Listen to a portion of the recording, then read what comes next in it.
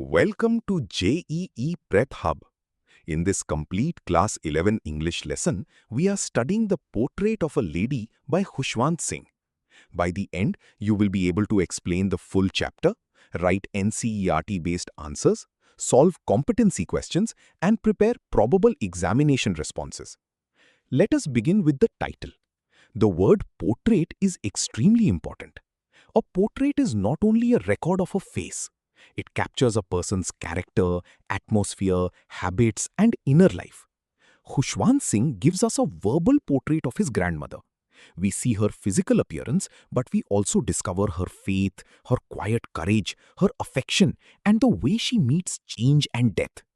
Therefore, if an exam asks why the title is appropriate, do not write only that the story is about an old lady.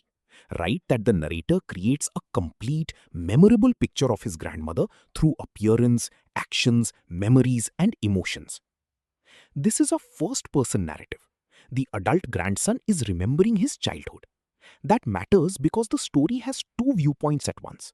The child inside the memory sees the grandmother as a permanent old person. The adult narrator looks back with humor and affection and understands more than the child once could.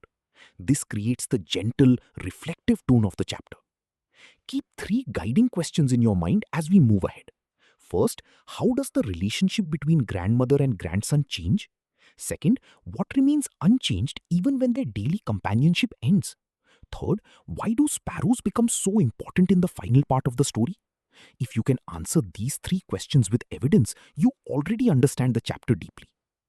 The narrator begins by saying that his grandmother had been old and wrinkled for as long as he had known her. He has heard that she was once young and beautiful and that she even had a husband, but he cannot believe it. To a child, grandparents sometimes appear to belong to a different age altogether. The idea of the grandmother playing games as a child seems almost impossible and undignified to him. Notice the humor here. The adult author does not mock his grandmother. He gently smiles at the narrow certainty of his younger self. The portrait of the grandfather deepens this humor. The child looks at the grandfather's long beard, turban, and formal appearance and imagines that he could only have many grandchildren, never a wife or children. This shows how a child often turns an incomplete picture into a confident conclusion. In your answer, you may say that this opening uses innocent childhood perception to create humor while establishing the narrator's close familiarity with his grandparents. Now let us look carefully at the grandmother herself. She is short, fat, slightly bent, and deeply wrinkled. Her hair is silver, her face is pale, and she is usually dressed in spotless white. Her lips move constantly as she says prayers, and her fingers move across the beads of her rosary. One hand helps her balance her stoop, the other remains connected to prayer. These are not random details. Together, they create a strong visual image of age, faith, discipline, and peace. A key exam distinction is this. The narrator does not think his grandmother is pretty in the conventional youthful sense, but he does think she is beautiful. Her beauty comes from inner grace. The phrase "an expanse of pure white serenity" is a powerful image. White suggests simplicity and purity. Serenity suggests deep calm. The author sees her as beautiful because her presence is peaceful, dignified, and spiritually centered. Therefore, never write simply "she was beautiful because she wore white clothes." Explain that the white clothes become part of a larger image of inner purity and quiet strength. Her rosary is also more than an object. It represents a faith that structures her daily life. She does not pray only in a temple or at a special time. Prayer accompanies movement, waiting, work, and eventually her final moments. Yet, do not mistake prayer for weakness. Throughout the chapter, the grandmother is active. She cares for the boy, feeds animals, adapts to city life, creates a routine of her own, and finally faces death without panic. Her faith is one source of her strength. Here is a quick check. Why is the description affectionate even though it mentions wrinkles, a bent body, and old age? The best answer is that every physical detail is surrounded by respect. The narrator does not reduce her to an elderly body. He shows that age has given her a special dignity. Her outward appearance becomes a doorway to her inner beauty. So remember the opening portrait in 5 words: white, rosary, serenity, humor, and dignity. Now let us move to the first phase of the relationship, when grandmother and grandson share the same world in the village. We now enter the first major phase of the relationship, the village years. This phase is warm because grandmother and grandson do not merely live in the same house. They share the same daily rhythm. The grandmother wakes the boy, gets him ready for school, and walks with him to the village temple school. This routine is important. She is not described as giving speeches about love. Her affection appears through repeated practical acts of care. She prepares him for the day, accompanies him, waits for him, and walks back with him. In literature, repeated small actions often reveal character more convincingly than dramatic declarations. The walk to school is also important because of what the grandmother does on the way. She carries stale pieces of bread and feeds them to the village dogs. At first, this may seem like an ordinary detail, but it helps us understand her. Her kindness extends beyond her family. She notices creatures around her and responds with care. Later in the city, she feeds sparrows. Therefore, the dogs and sparrows form a pattern. The animals change, but the grandmother's habit of quiet compassion remains the same. Here is a competency question. What does this repeated feeding of animals suggest? It suggests that care is natural to the grandmother's character. She does not perform kindness for praise. In the village, dogs belong to the shared public routine. In the city, sparrows become companions during a more isolated period of her life. In both cases, she creates a bond through regular attention. The school is attached to a temple. The priest teaches the children letters and prayers. This tells us that in the village world, education, faith, and community are closely connected. The grandmother understands this school system because it is familiar to her. While the boy learns, she sits in the temple, reads scriptures, says prayers, and waits for him. She is therefore connected to his education. She may not sit beside him inside the classroom, but her presence is part of the whole routine. Why are they so close at this stage? A useful answer is that they share time, space, and purpose. They leave home together, they move through the same roads, they have a common destination. The boy's school life does not exclude the grandmother, it includes her. This is why the village phase feels complete and harmonious. Students sometimes say only they were close because she loved him. That is true, but too general. Improve your answer by adding evidence. Say that they were close because she supervised his morning routine, walked with him to the temple school, waited for him, and returned with him. In other words, their affection is supported by shared daily life. Let us now observe the narrator's style. He describes the village routine with simplicity.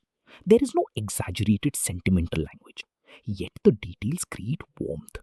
The adult narrator understands that this ordinary routine was precious because it disappeared later. This is one reason the chapter is a memory as well as a story. The writer looks back at ordinary moments and recognizes their emotional value. The village school also helps us understand the later conflict. The grandmother is comfortable with religious education. The child learns prayers and the grandmother participates in the temple atmosphere. When the family later moves to the city, this shared educational world will disappear. That is why the city move becomes the major turning point in the relationship. Before we leave the village phase, remember the three strongest evidence points. Number 1, the shared walk to the temple school. Number 2, the grandmother's waiting, praying, and reading of scriptures. Number 3, feeding the village dogs. Together, these show companionship, faith, and compassion. Now test yourself. In one sentence, explain why the temple school is important. A strong answer would be the temple school keeps grandmother and grandson connected because it combines the boy's education with the grandmother's religious world, allowing them to share a common daily routine. We can now identify the first phase clearly. It is a phase of closeness, built through routine rather than conversation. But no routine lasts forever. The next move from village to city changes the structure of their relationship without destroying the love at its center. The move to the city is the turning point of the portrait of a lady. A turning point is a moment that changes the direction of events. It is important because the grandmother and grandson do not suddenly stop loving one another. Instead, the practical structure of their lives changes. In the city, the boy attends an English school. He goes by motor bus. The grandmother can no longer walk with him to school, and there is no temple school where she can wait and read scriptures. In the village, the boy's education and the grandmother's religious world were connected. In the city, education belongs to a new world. English words, Western science, motor bus travel, and later music lessons. The grandmother cannot enter this world in the same way. This is the first point to remember for an exam answer about the changing relationship. The city move ends their shared daily routine. They no longer walk together, she no longer waits in a familiar temple setting. She cannot guide or even fully understand the content of the new education. Physical distance, cultural distance, and educational distance now begin to grow together. Be careful not to make an unfair claim. The grandmother is not simply against education. The text shows something more precise. She is disturbed because the new school does not teach about God or scriptures. She also cannot help the boy with English and Western science.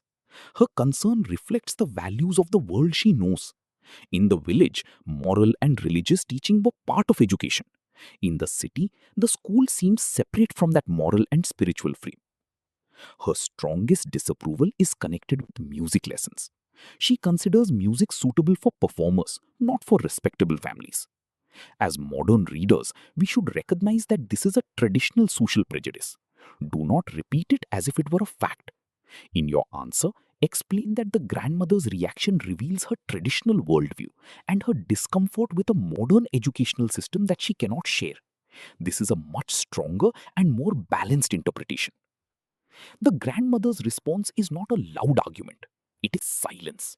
Silence in literature can communicate intense feeling. Her silence suggests disappointment, hurt, and a sense of cultural distance. She cannot stop the boy from growing up or force the city school to become a temple school. So she withdraws quietly.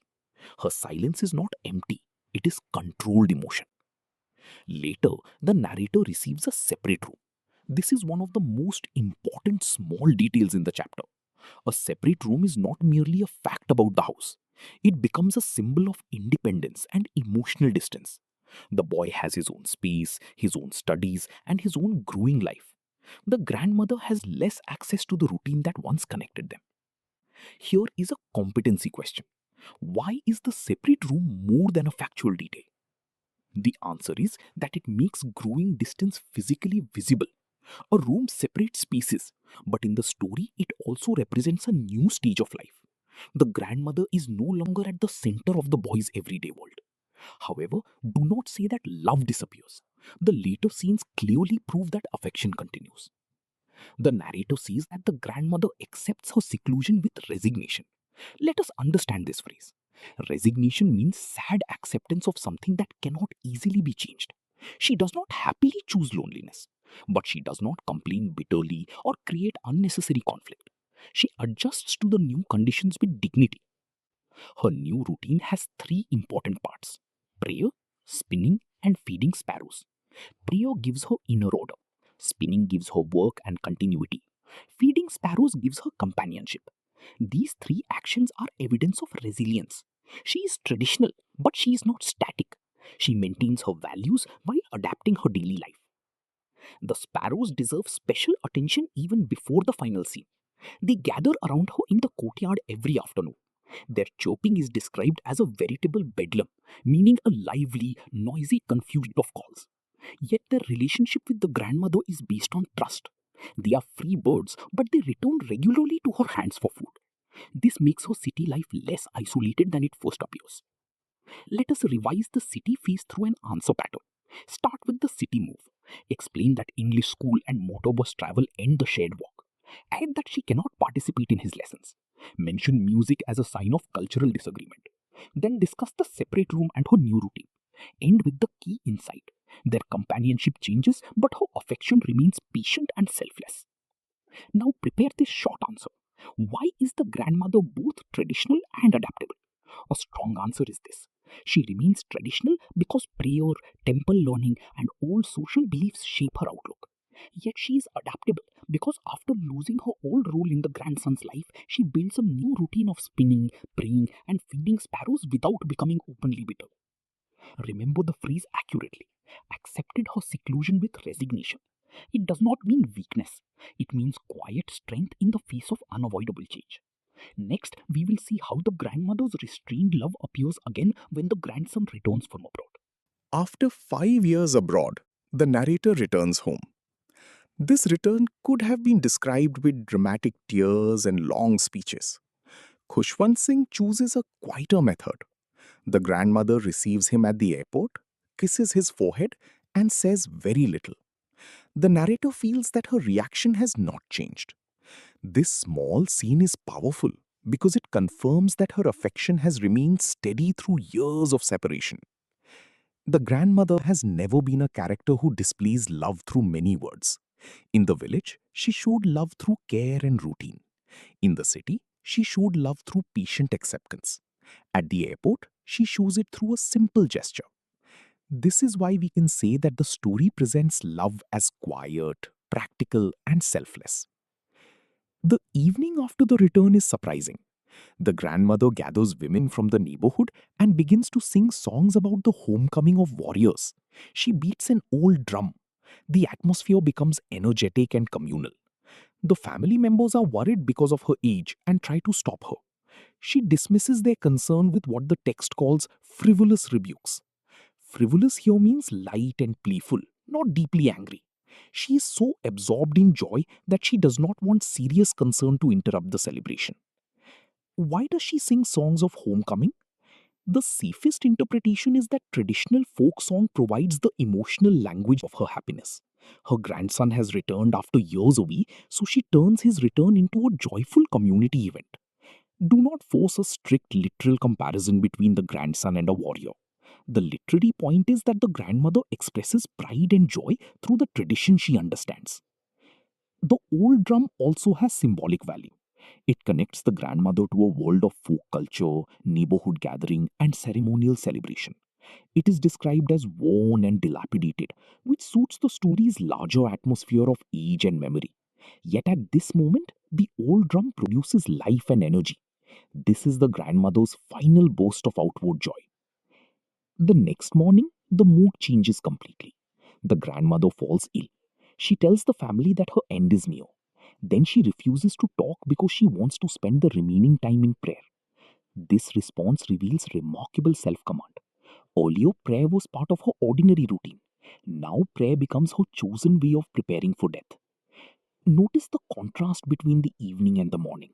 In the evening, there is singing, a drum, visitors, and celebration. In the morning, there is illness, prayer, and stillness. This contrast strengthens the final section. It shows that the grandmother is emotionally complete. She can feel deep joy at the grandson's return, but she can also accept death calmly when she senses it approaching. Here is a competency question. How does the contrast between her lively celebration and her final silence deepen the story? A strong answer is that the celebration makes her next day's stillness more striking. Her joy proves that she is not emotionally empty or detached. Her final prayer proves that she has spiritual courage. Together, the two scenes present her as fully human, joyful, loving, traditional, and dignified. The death scene itself is written with restraint.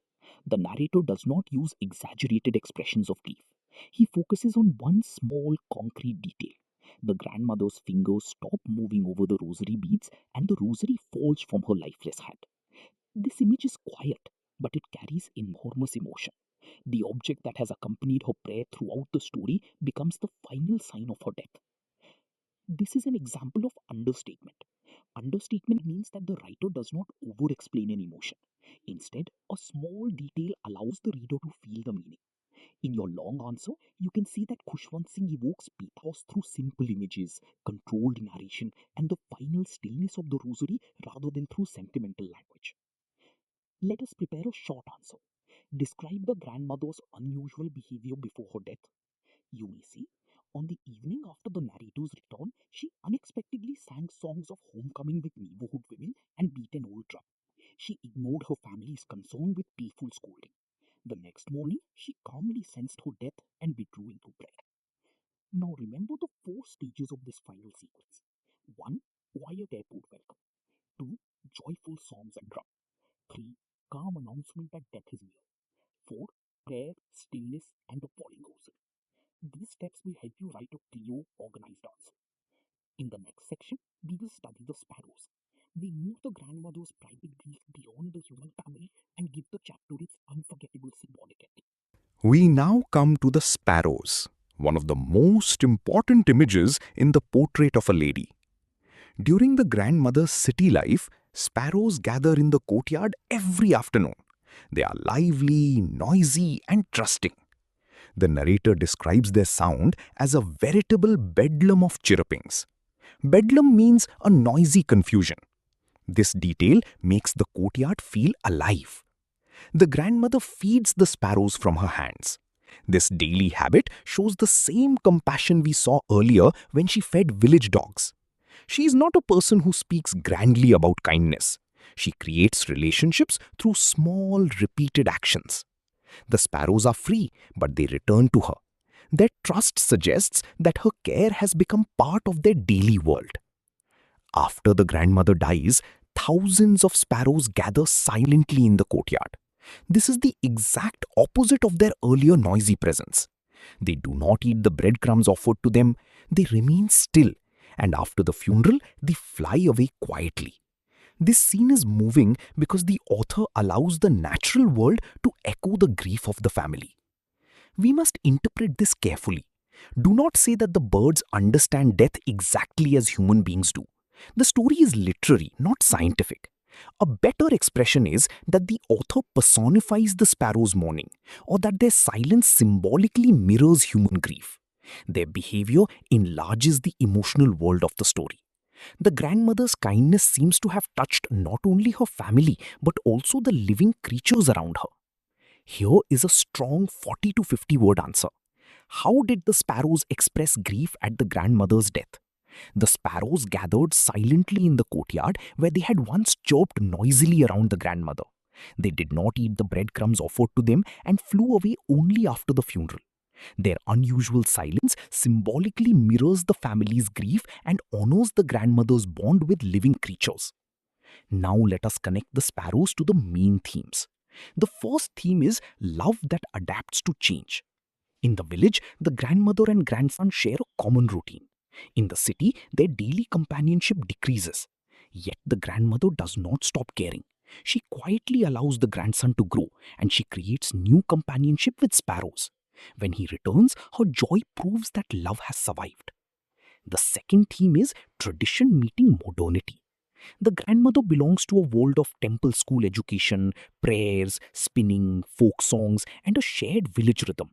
The grandson enters a new city world of English school, Western science, motor bus travel, music lessons, and a separate room. The story does not simply say that tradition is good and modernity is bad. Instead, it shows that when two worlds no longer overlap, there can be emotional distance and loss.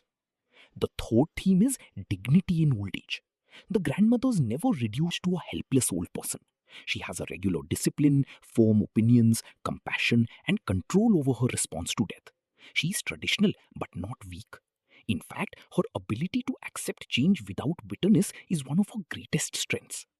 The fourth theme is compassion beyond the human family. The grandmother's care for dogs and sparrows suggests that kindness is part of her nature. The author does not lecture us about compassion, he lets us see it in action. This is a powerful technique because readers infer the moral quality from evidence. Now let us study the writer's craft. The story is a first person recollection. The adult narrator remembers childhood and can see emotional meaning in ordinary routines. The style contains gentle humor, especially when the child cannot imagine that the grandmother was once young. It contains vivid visual imagery, especially the white clothes, silver hair, rosary, old drum, and sparrows. And it uses understatement in the death scene, where the falling rosary tells us more than a long speech about sorrow. The title makes complete sense now. A portrait is created with many brushstrokes. The author gives us the grandmother walking, praying, feeding, waiting, spinning, singing, and finally dying. Each action adds depth. By the end, we do not simply know what she looked like, we know what kind of person she was. For a long answer, remember this formula: claim, evidence, explanation, and theme. For example, if the question asks about the grandmother's strength, begin with the direct claim. The grandmother is strong because she maintains dignity through change. Then select evidence from the village, city, and final scenes. Explain why each incident proves strength. End by connecting her character to the story's theme of patient, selfless love. Before we move to the NCRT questions, remember the key contrast in the sparrow motif. While the grandmother is alive, chirruping. After her death, silence. This contrast is one of the clearest examples of symbolism in the chapter. We will now revise the main NCRT exercise areas. Remember that these are answer guides. In an examination, write in your own words, follow the word limit, and always add a brief explanation rather than only listing facts. The first NCRT task asks for the 3 phases of the author's relationship with his grandmother before he leaves for abroad. The best answer has 3 parts. In the first phase, they are close companions in the village. They share the walk to the temple school and the grandmother takes part in his daily routine. In the second phase, the family moves to the city. The English school and motor bus travel end their shared journey to school, and the grandmother loses her old role in his education. In the third phase, the narrator receives a separate room and becomes more independent. The grandmother becomes more secluded and spends her days praying, spinning, and feeding sparrows. Notice that this answer does not merely say village, city, and separate room. It explains how each change affects their relationship. That is what makes it analytical. The second task asks for reasons why the grandmother was disturbed when the boy began city school. Give 3 clear points.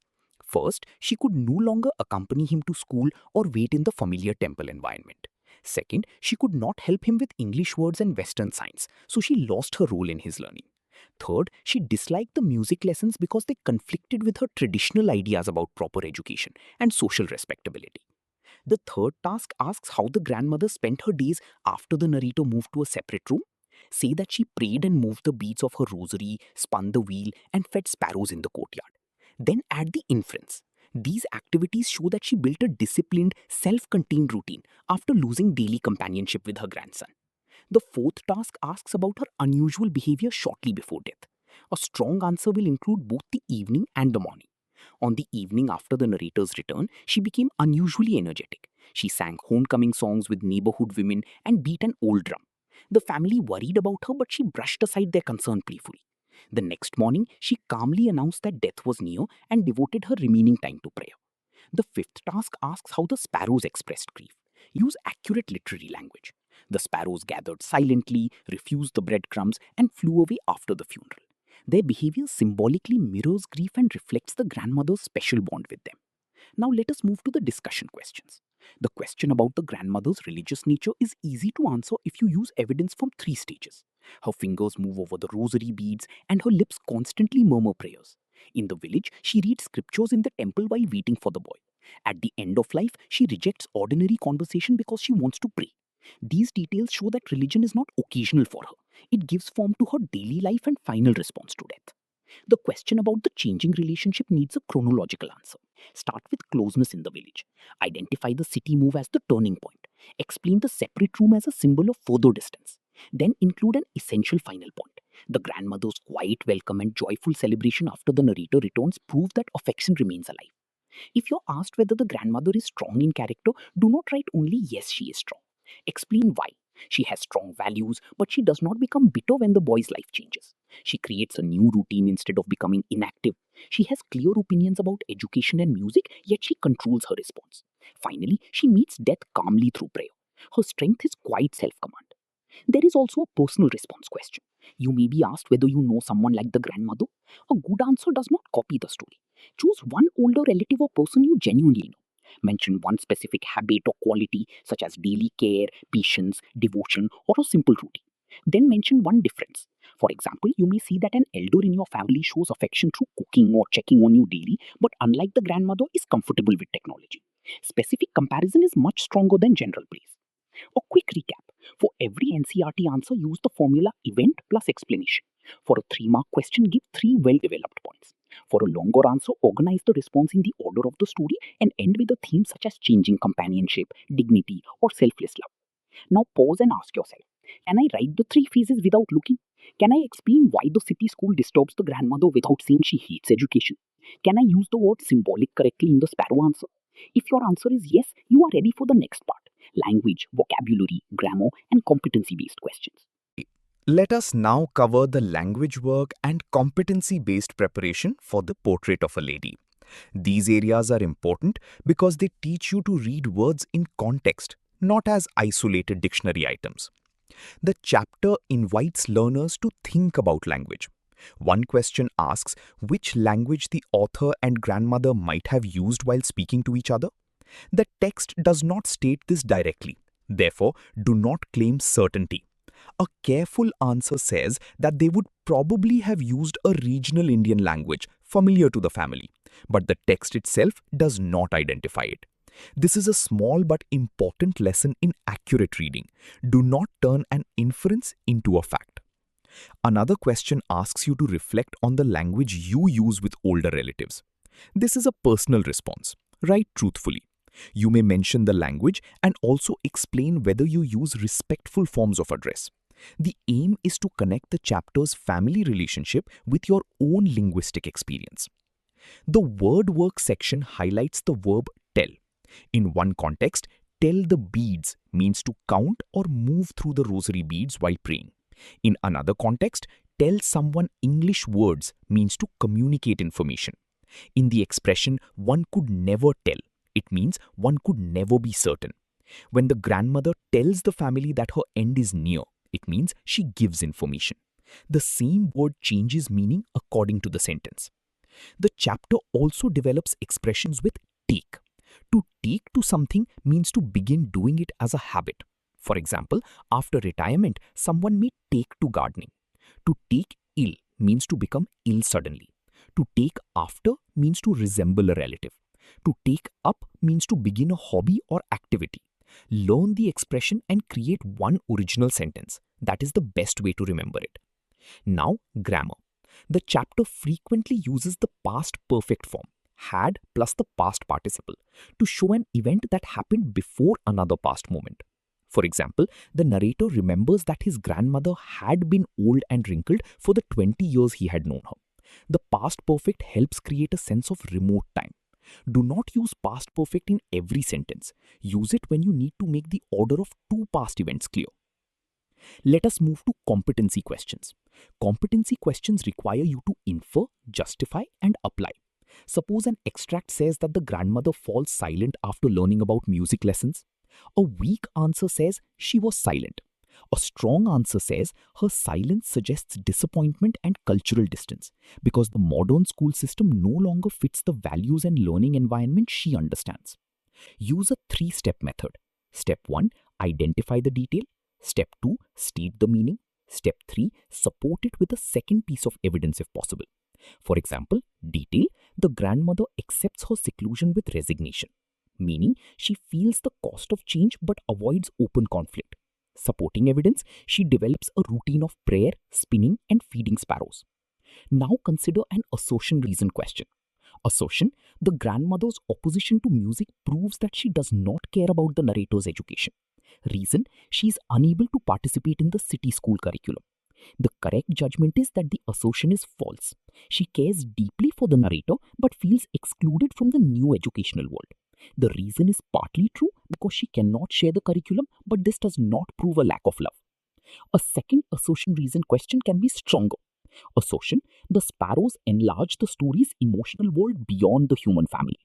Reason, the grandmother's daily care creates a bond that is symbolically acknowledged after her death. Here, both assertion and reason are true, and the reason correctly explains the assertion. Let us practice a short response. Why is the grandmother's beauty spiritual rather than physical? A strong answer is the narrator does not see her as conventionally pretty or youthful. Her beauty comes from spotless white clothes, serenity, faith, discipline, and affectionate habits. The description values inner grace and moral dignity more than outward attractiveness. Another question, why is the old drum significant? The old drum connects the grandmother to folk culture and community celebration. On the evening of the narrator's return, it allows her to express joy in a traditional way. Its worn condition also fits the chapter's larger atmosphere of age and memory. A final competency question, how does the story use silence as communication? You should discuss the grandmother's silence after music lessons, her quiet greeting at the airport, and the sparrow's silence after her death. In each case, silence expresses what ordinary speech cannot fully communicate: disappointment, restrained love, or grief. Remember this rule for every competency question. Avoid overclaiming. Do not see the sparrows literally think like humans. Do not see the grandmother hates education. Use careful terms such as suggests, symbolizes, mirrors, reveals, and implies. Precision makes your answers more mature and more convincing. In the final section, we will practice probable long answers and revise the 5 most important exam truths from the chapter. We are now at the examination writing stage. The best long answers on the portrait of a lady do not retell the entire story. They make a clear claim, choose 2 or 3 useful incidents, explain those incidents, and end with the larger idea. Our first probable question is this. The portrait of a lady is a story about changing forms of love. Discuss. Begin with the main claim. The story presents love as something that survives even when daily companionship changes. Then, organize the evidence in chronological order. In the village, the grandmother and grandson are close because they share the walk to school, the temple environment, and one daily rhythm. In the city, the boys' English school, motor bus travel, and separate room create distance. The grandmother cannot share his new world, but she does not stop caring. She accepts seclusion quietly and creates a routine of prayer, spinning, and feeding sparrows. When the narrator returns from abroad, her quiet welcome and joyful celebration prove that affection remains alive. Conclude that the story defines love as patience, concern, and acceptance rather than constant conversation or possession. Our second probable question is this. Describe the grandmother as a woman of dignity and inner strength. A strong opening is, the grandmother is dignified because she maintains emotional control and personal values throughout change. Then use 3 phases. In the village, she shows loving discipline through daily care. In the city, she feels separated from the grandson's new education but does not become bitter. Instead, she creates a meaningful routine. At the end, she faces death calmly and chooses prayer over panic. Conclude that her strength is quiet self-command, not loud authority. Our third question asks about sparrows. Explain their role in the story. Do not limit yourself to the funeral scene. First, mention the grandmother's daily feeding of the birds during her city seclusion. Explain that the birds become companions and show her instinctive compassion. Then, contrast the lively chirruping when she is alive with the silence after her death. Finally, explain that the sparrows symbolically mirror grief and make the grandmother's influence seem larger than the human family. Our fourth question asks why the title is appropriate. You must use the word portrait in a literary sense. Write that the author does not paint the grandmother with colors on canvas. Instead, he paints her through words. He gives visual details: white clothes, silver hair, wrinkles, rosary. He gives habits: walking, praying, feeding, spinning, singing. He gives qualities: compassion, serenity, resilience, dignity. He also gives emotional scenes: separation, return, death, and the sparrows. Together, these details create a full verbal portrait. Our fifth question asks how the author creates pathos without sentimentality. Pathos means a feeling of pity or sorrow. The author does not use exaggerated crying or dramatic statements. He relies on quiet details. The grandmother's choice of prayer, the rosary falling from her fingers, the silence of the sparrows, and the refusal of crumbs all carry feeling indirectly. This restraint makes the grief more believable and more powerful. Now, let us practice answer planning. If the question asks about the changing relationship, write these keywords in rough work: village companionship, city turning point, English school, separate room, patient love, quiet return. If the question asks about strength, write faith, routine, adaptation, silence, prayer, dignified death. If the question asks about sparrows, write daily feeding, chirruping, silence, no crumbs, symbolic mourning. Keywords prevent you from forgetting essential evidence. You should also practice the difference between a factual answer and an analytical answer. Factual: the grandmother fed sparrows. Analytical: by feeding sparrows every day, the grandmother creates a quiet companionship that helps her adapt to isolation and later gives the final mourning scene symbolic force. The second answer is stronger because it explains why the detail matters. Here is a model introduction for a long answer. Khushwant Singh presents the grandmother not as a flat symbol of old age, but as a fully realized individual whose affection, faith, and self-control endure through change. This kind of opening is useful because it answers the question directly and signals an analytical response. Here is a model conclusion. Thus, the grandmother's life is portrayed through ordinary acts of care and extraordinary calm, making her a lasting symbol of dignified, selfless love. A conclusion should not repeat every point. It should state the larger meaning.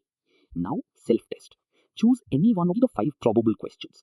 Spend 30 seconds listing evidence before you start writing. Good. If you can organize evidence before writing, your answer will be clearer, shorter, and more convincing. In the next section, we will conduct a final close reading of important phrases and build a complete revision map so that you can recall the chapter in 1 minute before an examination. Let us now do a close reading of the most useful text reference points. Close reading means that we notice how small words and images create large meaning. It is one of the best ways to improve your literature answers. The first key phrase is, "The thought was almost revolting." The young narrator uses this phrase when he hears that his grandmother had once been young and pretty. Do not take the word revolting literally as hatred. In context, it expresses the child's comic inability to imagine the grandmother outside the image of old age. The adult narrator uses the phrase to create gentle humor. In an answer, you can say that the statement reveals the limited but innocent perspective of childhood. The second key phrase is an expanse of pure white serenity. This describes the grandmother's appearance. The words pure and white suggest cleanliness, simplicity, and spiritual calm. Serenity suggests a deep, untroubled stillness. The description transforms an elderly woman's ordinary white clothing into an image of inner grace.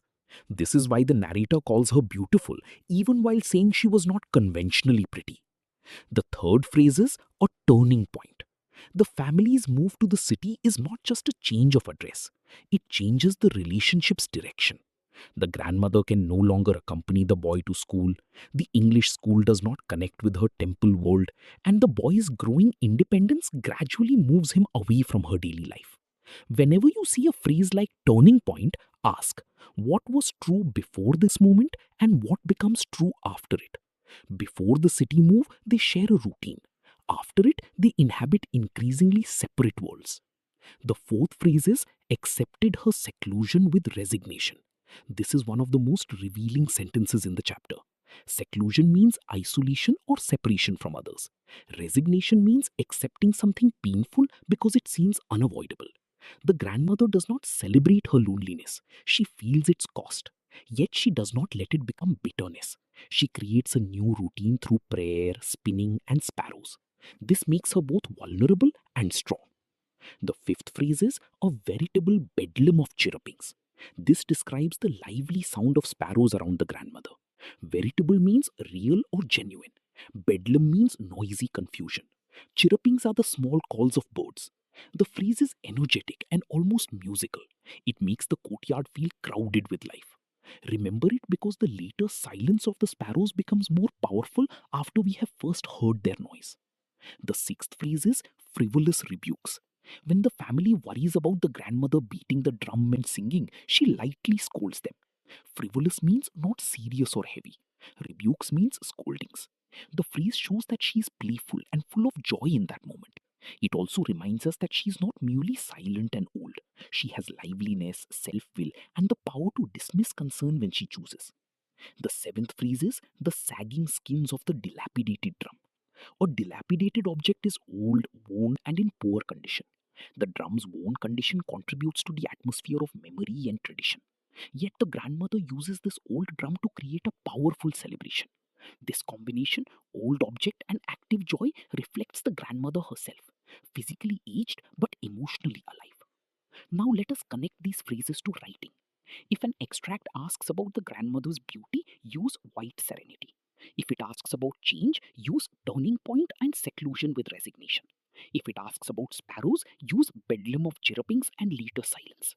If it asks about the final evening, use frivolous rebukes and dilapidated drum. You do not need to memorize long quotations.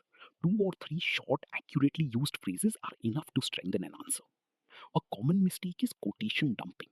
This means placing a quotation in an answer without explaining it. For example, do not write only, "The grandmother was an expanse of pure white serenity." Add your interpretation. This image links her white clothes with spiritual calm and inner dignity. Every reference must be followed by explanation. Another common mistake is plot dumping. This means retelling every event. Instead, select evidence. If the question asks about tradition and modernity, choose the temple school, English school, music lessons, and old drum. If the question asks about compassion, choose dogs, sparrows, and the quiet welcome of the grandson. If the question asks about death, choose the final prayer, rosary, and silent sparrows. Let us try one rapid fire challenge. Which phrase best describes the city move? Turning point. Which phrase best describes the grandmother's response to isolation? Accepted her seclusion with resignation. Which phrase best captures the sparrows before death? A veritable bedlam of chirrupings. Which detail captures the final celebration? The dilapidated drum. Which image captures spiritual beauty? An expanse of pure white serenity. Excellent. These are not just vocabulary items, they are keys to the chapter's emotional architecture. One more section remains, the final revision map and a complete set of exit questions to test your understanding before you finish the lesson. We have reached the final revision of The Portrait of a Lady. Use this section as your 1 minute before the exam map, but also as a final self-test of your deeper understanding. First, remember the form of the chapter. It is a first-person personal reminiscence and character sketch. The adult narrator looks back on childhood. This creates a combination of affectionate memory, gentle humor, and mature reflection. Second, remember the title. A portrait captures more than a face. The author gives us a verbal portrait of his grandmother through her white clothes, silver hair, rosary, stooped walk, acts of care, silent strength, and final moments. The title is appropriate because every incident adds a new brushstroke to her character. Third, remember the three relationship phases. Phase 1 is the village. The grandmother and grandson are close companions. They share the walk to the temple school, the daily routine, and a common world. Phase 2 begins with the move to the city. English school and motor bus travel end their shared school routine. Phase 3 begins when the narrator receives a separate room. The grandmother becomes more secluded, but her affection remains alive. Fourth, remember the grandmother's key qualities. She is religious, but her faith is not passive. It gives order to her life. She is compassionate, shown by her care for dogs and sparrows. She is traditional, shown by the temple school, prayers, and reaction to music lessons. She is adaptable, shown by the new routine she creates in the city. And she is dignified, shown by her controlled response to isolation and death. Fifth, remember the major contrast. The village is shared, slow, religious, and communal. The city is separate, modern, educationally unfamiliar, and independent. Do not write that one world completely defeats the other. Instead, explain that the change creates a cultural and emotional gap between grandmother and grandson. Sixth, remember the final sequence. The narrator returns from abroad. The grandmother greets him quietly. She celebrates through homecoming songs and an old drum. The next morning, she senses death, chooses prayer, and dies calmly as the rosary falls from her hand. Afterward, the sparrows gather in silence and refuse the crumbs. This sequence moves from reunion to joy, then to calm death and symbolic mourning. Now, let us test your answer writing. Question 1. Why is the grandmother called beautiful? The answer should mention inner grace, serenity, faith, and dignity rather than youthful looks. Question 2. Why is the move to the city a turning point? The answer should mention the end of the shared walk, the English school, the grandmother's inability to share the new education, and the beginning of physical and cultural distance. Question 3. How is the grandmother strong? Mention her quiet acceptance of change, her self made routine, her clear values, and her calm death. Question 4. What do the sparrows symbolize? Mention daily companionship, the grandmother's compassion, and the silent mirroring of grief after death. Question 5. How does the author create pathos? Mention understatement, the rosary, silence, and the sparrows rather than exaggerated language. For every short answer, use this pattern. Answer the question directly, add one relevant detail, then explain its meaning. For every long answer, use this pattern. Claim, evidence, explanation, conclusion. Avoid copying entire lines. Use short phrases and explain them in your own words. Here is an example of a strong conclusion you can adapt. Through the memories of a grandson, Khushwant Singh presents an elderly woman whose spiritual calm, compassion, and quiet endurance make her unforgettable. This ending is effective because it returns to the central idea of the portrait. Before we close, write these 5 exam truths in your notebook. 1. Beauty in the story means inner serenity, not conventional prettiness. 2. The city move is the turning point because it breaks shared routine. 3. The grandmother combines tradition with adaptation. 4. Sparrows represent companionship and symbolic grief. 5. The chapter is a portrait because it reveals a complete character through memorable details. Thank you for learning with JEE Prep Hub. Now do one final task without looking at notes. Write 120 words on either the changing relationship, the grandmother's strength, or the role of sparrows. Then compare your answer with the model structure from this lesson. Read closely, infer carefully, and write with evidence. All the best. Before we finish, let us do answer surgery. Answer surgery means taking weak responses and turning them into precise, high-scoring literature answers. This practice is useful because many students understand the story but lose marks through vague wording, overstatement, or plot retelling. Weak answer number 1. The grandmother was very old and religious. This answer is true, but incomplete. A stronger answer is the grandmother is presented as an elderly woman of spiritual dignity. Her spotless white clothes, rosary beads, and constant prayers create an image of serenity, while her disciplined actions show that faith gives order to her daily life. Notice the difference. The stronger answer includes a claim, 2 details, and an explanation. Weak answer number 2. The grandmother did not like modern education. Again, this is too broad. A better answer is the grandmother feels excluded from the city school because it replaces the temple school routine she understands. She cannot help the boy with English and Western science, and she disapproves of music lessons according to her traditional social beliefs. This version is fairer and more accurate. It does not say that she hates education. It explains why the new system creates distance. Weak answer number 3. The sparrows were sad when she died. Improve it like this. After the grandmother's death, the sparrows gather in unusual silence and refuse the crumbs offered to them. Their changed behavior symbolically mirrors the grief of the household and reflects the bond formed through the grandmother's daily kindness. The key word here is symbolically. It shows that you understand literary meaning. Weak answer number 4. The grandmother was strong because she did not cry. This is not enough. Strength is not simply the absence of tears. A better answer is the grandmother's strength appears in her ability to adapt without surrendering her values. When the grandson grows independent, she accepts seclusion with restraint, builds a routine of prayer, spinning, and feeding sparrows, and finally faces death calmly through prayer. This answer defines strength through evidence. Now, practice choosing the right evidence. If a question asks about the grandmother's affection, do you need the details of the English school curriculum? Not necessarily. Choose the shared village walk, the airport kiss, and the evening celebration. If a question asks about tradition and modernity, do you need the sparrows first? Not necessarily. Choose temple school, English school, music lessons, and the old drum. Selection is an important examination skill. Let us examine one long answer plan. The prompt is, the grandmother is both traditional and modern in her response to change. Discuss. We need to be careful. She is not modern in the sense of adopting new beliefs.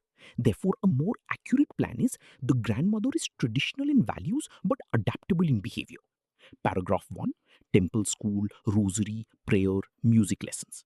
Paragraph 2, city separation and resignation. Paragraph 3, spinning, sparrows, and a self-made routine. Conclusion, her values remain traditional while her daily life changes with dignity. This careful wording prevents an incorrect claim.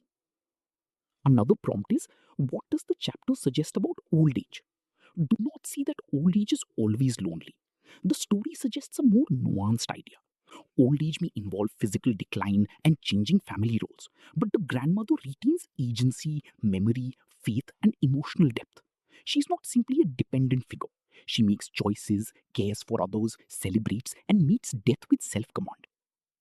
Now try a 5 sentence answer about the grandmother's beauty. Sentence 1, state that her beauty is inward rather than conventional. Sentence 2, mention white clothing and serenity. Sentence 3, mention faith through the rosary. Sentence 4, explain how these details create dignity. Sentence 5, conclude that the narrator respects her moral grace. Next, try a 5 sentence answer about the city move. Sentence 1, call it a turning point. Sentence 2, mention the end of the shared walk. Sentence 3, mention English school and the loss of her educational role. Sentence 4, mention the separate room. Sentence 5, conclude that companionship changes but love survives. Now, check your language. Use precise verbs. Reveals, suggests, symbolizes, contrasts, reflects, foreshadows, and emphasizes. Avoid vague verbs such as tells us, shows us, or says unless you add a precise explanation. For instance, instead of writing the sparrows show sadness, write the sparrow's unusual silence symbolizes mourning. Also, avoid moral slogans. Do not write we should always respect old people unless the question asks for a personal reflection. A literature answer must begin with the text. Respect is a reasonable personal value, but marks come from evidence and analysis. Here is the final answer surgery rule. Every paragraph should answer this question. So what? If you mention that the grandmother spins the wheel, ask, so what? The answer is that spinning gives her routine, work, and continuity after her role in the grandson's life becomes smaller. If you mention the separate room, ask, so what? The answer is that physical space represents growing independence and emotional distance. If you mention the drum, ask, so what? The answer is that traditional folk celebration gives shape to her joy at homecoming. This is how you turn a simple answer into an analytical answer. In the last section, we will run a full practice workshop with short questions, extract reasoning, and a final revision challenge. Welcome to the final JEE Prep Hub practice workshop. This is your opportunity to apply everything you have learned. Listen to each question, pause, identify the evidence, and then compare your thinking with the model response. Practice question 1. Why does the narrator find it difficult to believe that his grandmother was once young and attractive? Model response. The narrator's childhood memory is limited to the grandmother as an old, wrinkled, and deeply familiar figure. He cannot imagine her outside that image. The statement creates gentle humor and shows how children often treat the adult world they know as permanent. Practice question 2. Explain why the village phase is emotionally warm. Model response. The village phase is warm because grandmother and grandson share a complete daily routine. She wakes him, accompanies him to the temple school, waits in the temple, and returns with him. Their closeness is created through shared time, space, and purpose rather than dramatic verbal expressions of affection. Practice question 3. Why is the city move called a turning point? Model response. The city move ends the shared routine that had kept grandmother and grandson close. The boy begins English school and travels by motor bus, while the grandmother can no longer participate in his education. Their worlds become physically and culturally separate, even though affection continues. Practice question 4. What is the significance of the grandmother's silence after she hears about music lessons? Model response. Her silence suggests disapproval and emotional hurt. The music lessons represent a modern educational world that conflicts with her traditional beliefs and lies beyond her participation. Instead of arguing openly, she withdraws, making silence a form of controlled communication. Practice question 5. How do spinning and feeding sparrows help us understand the grandmother's city life? Model response.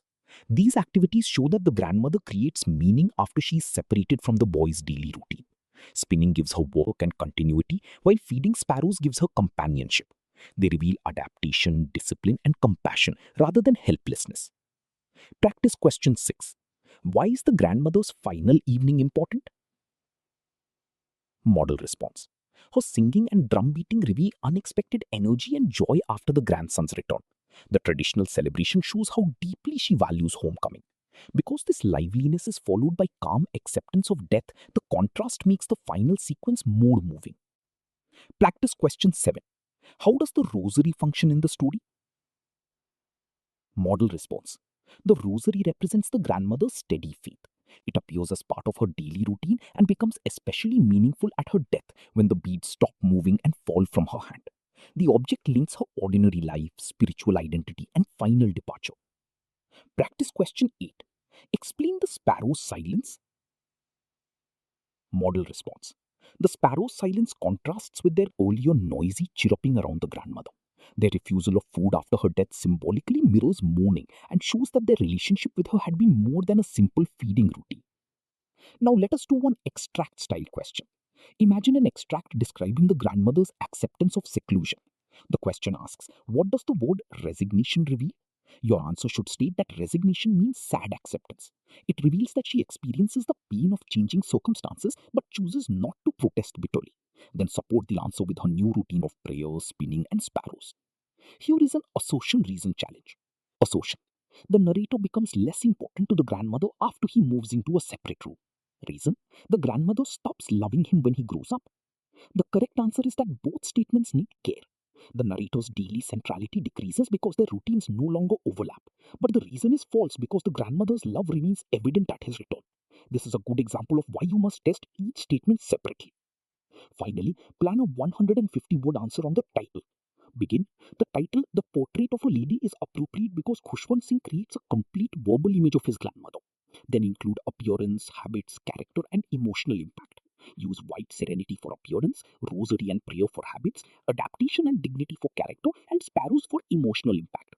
End by saying that the portrait remains unforgettable because it reveals her inner as well as outer self. Your final exit challenge is this. Without looking at any notes, write 3 evidence pairs. First, village routine plus shared companionship. Second, city school plus cultural distance. Third, sparrows plus symbolic mourning. If you can explain each pair in 2 sentences, you are ready for examinations. Thank you for completing this deep dive lesson with JEE Prep Hub.